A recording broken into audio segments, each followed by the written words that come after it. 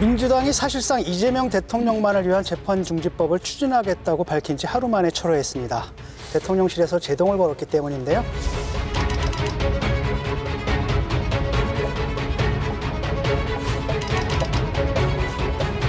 원론적 입장임을 전제로 지도부 차원의 논의로 끌어올려질 가능성과 이달 말 정기 국회 내에 처리될 가능성이 모두 열려 있다는 것을 원인 제공이 국민의힘에 있었다라고 하는 그런 사실을 좀 명확하게 하고 싶었던 것뿐이지 이것을 추진하겠다는 의지를 강하게 한 적은 없습니다.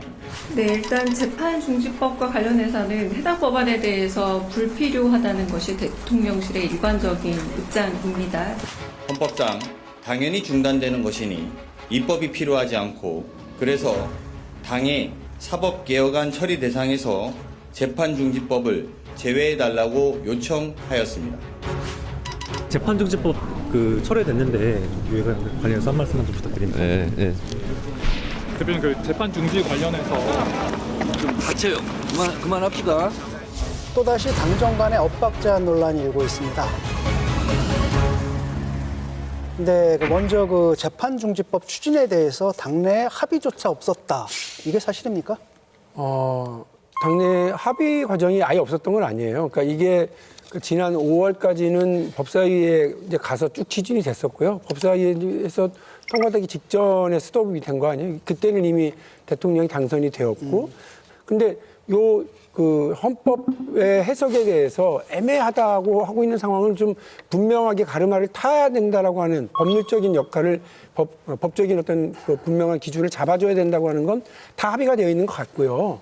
이제 다만 이거를 지금 다시 추진하게 되는 데는 다들 아시겠습니다만 국정감사 과정에서 재판을 원론적으로 진행할 수는 있죠. 이렇게 한 거가 좀 이상한 불안감을 자극을 하면서 APEC이 다 끝나고 난 다음에 추진하는 걸로 딱 의견을 내놨는데 대통령실에서는 중지하자라고 분명한 의견을 발표를 했습니다. 그러니까 이런 데 끝난 거죠. 박용진 의원님 말씀 들어보니까 비명 맞네요. 비명? 네, 비명계 맞는 것 같습니다. 그럼 그게 못을 박아요? 왜냐하면 그 당내 합의가 재판 중에 당내 합의가 있었다고 얘기하시는데 그거는 희망사항이신 것 같고 제가 알기로는 당내 합의 없었습니다. 이건 순전히 정청래 대표의 미스블로예요. 그 대통령실에서는 분명하게 사전에 재판중지법에 대해서 하지 말라는 뜻을 간접적으로 전했어요. 우상호 정무수석이 그 재판중지법을 추진하겠다고 이제 정청래 대표가 얘기를 했을 때 대통령의 뜻이 아니다. 확인하고 해라라고 얘기를 했어요. 그랬더니 정청래 대표가 하는 말이 대통령을 위해서 이번 기회에 확실하게 해야 된다라고 얘기하면서 추진한 겁니다. 원내 지도부하고 협의 없이 진행했다는 것은 문진석 원내 수석 부대표가 분명히 확인을 했어요. 당내에 충분한 합의가 없이 당 지도부에 이렇게 간 것이다. 아쉽다고 얘기를 했습니다. 이거는 순전히 정청래 대표가 자기 판단에서 일방적으로 추진한 거예요. 그래서 대통령실에서 제동을 걸고 나온 거예요. 제가 비명이라고 못을 박으시니까 일본 해명을 다시 하면 반명. 여보세요? 이게 더 재밌잖아요. 있는 그대로 얘기했는데 뭐 얄미워요. 지난 5월까지는 당내 일정한 컨센서스가 있고 그 바탕으로 추진이 되었고 이번에 된 것에 대해서는 대통령실하고 이게 맞춰서 진행하는 건 아닌 것 같다라고 말씀을 드린 거예요. 사실은 이제 그 뒤에 모두가 다 이렇게 쳐다본 건 대통령실에서 2번, 3번 분명히 아니다라고 하는 확인 과정이 공개적으로 나오면서 말씀하신 그런 당청 간에 이게 좀 엇박자가 있는 것 아니냐 이런 오해들을 사고 있는 거죠. 그런데 제가 여당 대표 한 달 반 남짓 짧게 하면서 제가 한 4번 정도 대통령 뒤통수 맞았거든요. 우크라이나 가는 거, 검수완박에서 갑자기 입장 바꾼 거 뭐 다 해보니까 4가지 정도를 대통령이 저랑 얘기한 다음에 뒤통수 쳤어요. 지금 이재명 대통령도 이 건은 본인에게 굉장히 민감한 건이기 때문에 저는 충분히 그 전에 어느 정도의 대화가 있었을 수 있다 보거든요. 간보다가 뒤통수 친 거라 보는데 이번에도 저는 이재명 대통령이 이 내심 재판 재개에 대한 부담감이라는 걸 여러 번 드러냈을 수 있다. 당 쪽에다가 저는 그렇게 생각합니다. 그러니까 이재명 대통령 스타일이 딱 봐서 여론을 보고 아니다 싶으면 이제 내가 한 거 아니야 이렇게 빠지는 성격이 있는 게 지금까지 그래왔던 것들이 너무 많잖아요. 그래서 이준석 대표가 말씀하신 내용도 일리가 있는데 저도 제가 알아보니까 이거만큼은 정청래 의원이 자기 장사한 것 같아요. 민주당 안에서도 이른바 그 개딸이라고 불리는 강성 지지층 안에서도 지금 분화가 일어나고 있다는 거 아닙니까? 그러니까 이재명 대통령을 지지하는 그 코어 지지층이 있는 것이고 또다시 정청래가 분탕을 친다고 하는 그러니까 오히려 말하자면 왕수박을 저격하던 정청래 의원이 약간의 수박화되고 있는 그런 이상한 분화 현상들이 지금 민주당 안에 일어나고 있다는 거거든요. 당 지도부가 하루 만에 번복을 선언한 것도 이례적인데요. 또 불과 몇 시간 뒤에 대통령을 정쟁에 끌어넣지 말라라면서 대통령 비서실장이 직접 등판했습니다. 재판중지법과 관련해서 대통령께서는 더 이상 정쟁에 끌어들이지 않고 우리가 민생을 살리고 경제를 살리는데 집중할 수 있도록 해달라고. 대통령을 정쟁에 끌어들이지 마라. 이 얘기 주로 어디다 하는 얘기예요? 주로 야당이 하는 얘기인데 그 여당이 했거든요.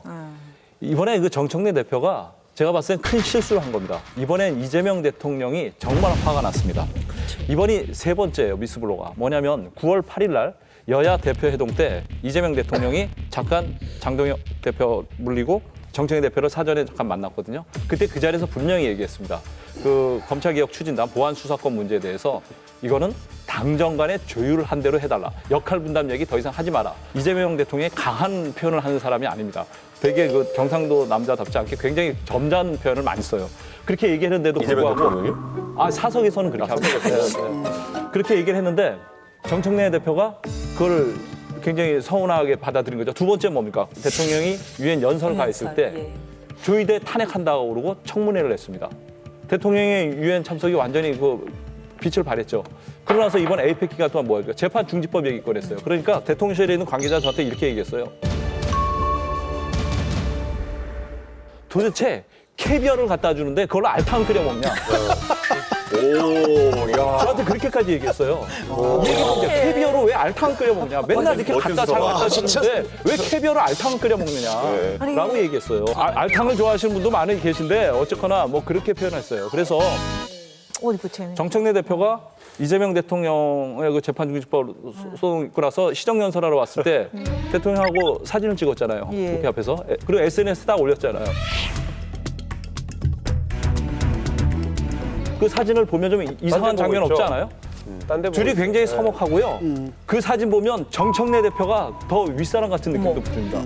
별로 이렇게 대통령을 어려워하지 않아요. 물론 두 분이 한 살 차이긴 한데 정청래 대표는 이재명 대통령에 대해서 근자감이라는 게 있는 것 같습니다. 근거 없는 자신감. 내가 이재명 대통령, 이재명 대표는 충분히 통제할 수 있고 조율할 수 있다라는 자신감이 있는 것 같아요. 정청래 대표는 이재명 대통령은 내가 하는 것에 대해서 무조건 지지할 것이라는 자기만의 착각에 빠져 있는 것 같습니다. 근데도 해몽이라더니 여기에 그 온갖 걸 다 갖다 붙여서 이제 맛을 내려고 하시는 애를 쓰시는데 다른 분들이 해석을 붙이는 것과 관련해서는 특별히 드릴 말씀이 없습니다만 다만 이제 당 안에나 당 바깥에나 이제 분명하게 드리고 싶은 말씀이 지금은 이재명 정부의 성공이 선이고 이재명 정부 성공에 반하는 건 다 악이다. 그렇기 때문에 어쨌든 간에 민주당과 지지층의 모든 역할은 그쪽에 맞춰져 있어야 되는데 자꾸 이렇게 메시지가 혼선을 빚고 대통령의 뭐 국정 관련한 성과들이 빛을 발하는 일들이 자꾸 벌어지게 되면 우리가 해야 되는 일에 반하는 일이니까 정말 검토하고 또 협의하고 조율해서 이렇게 하는 것이 좋겠다라는 당부의 말씀을 저는 근데 이거를 우리가 이제 박용진 의원님만 해도 정치에 있어서 진짜 이 정파로 이제 분석하시는 분이고 정청래 대표는 제가 봤을 때 완전히 이 경전을 갖고 하는 게 아니라 사파고 완전히 그 육감적인 그런 걸로 감이 아주 뛰어난 분이거든요. 그분 지역 관리하면서 하는 거 보면 전 깜짝깜짝 놀라요. 했다는 얘기를 들어보면은. 그런데 이 상황에서 정청래 대표 같이 그 이제 밝은 분이 실익이 없는 행동을 하지 않아요. 근데 여기서 많은 분들은 자꾸 이게 뭐 이재명 대통령을 뭐 스크래치 내고 이렇게 해가지고 어떻게 한다고 하는데 그거 실익이 없어요. 저는 그래서 자꾸 우리가 배제하는 것이 정청래 대표가 어떤 과정을 통해서도 어떤 경로로도 의사 파악이 안 됐을까. 어쩌면 이재명 대통령도 모르는 누군가의 이재명 측근과 교감이 있을 수 있는 거예요. 제가 이 말씀 왜 드리냐면요. 저는 이상하게 제가 보수 몰락기에 정치해서 그런지 모르겠는데 유승민, 김무성이 박근혜랑 싸울 때도 왜 싸우는지 사실 지금도 이해 안 가지만은 그 당시에 보면은 가운데에 우리가 모르는 기작들이 있었어요. 그때 김무성 대표가 뭐 일하기 전에 조윤선 수석은 전화 안 했을 것 같아요? 다 다 했어요. 윤석열이 어떻게 되는 건지 다 했어요. 그래서 의사가 어떻다는 걸 확인하고 갔는데 나중에 봤더니만은 박근혜 대통령과 관계없는 또 다른 실세들이 있었던 것이죠.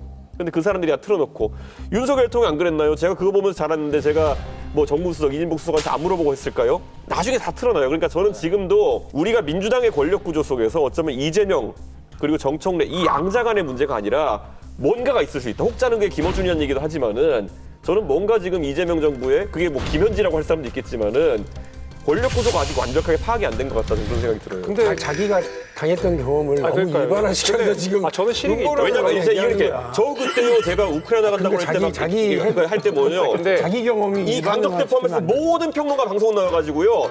제가 취재해봤는데요. 이준석이가 독단으로 다 이렇게 한 거예요라고 했어요. 그랬어요? 네, 다 그랬어요. 그러니까 저는 제가 지금 봤을 때는 이 권력 구조라는 게 어딘가 정청래 대표랑 이재명 대통령 양자 간의 구도가 아닐 수도 있다 생각이 들어요.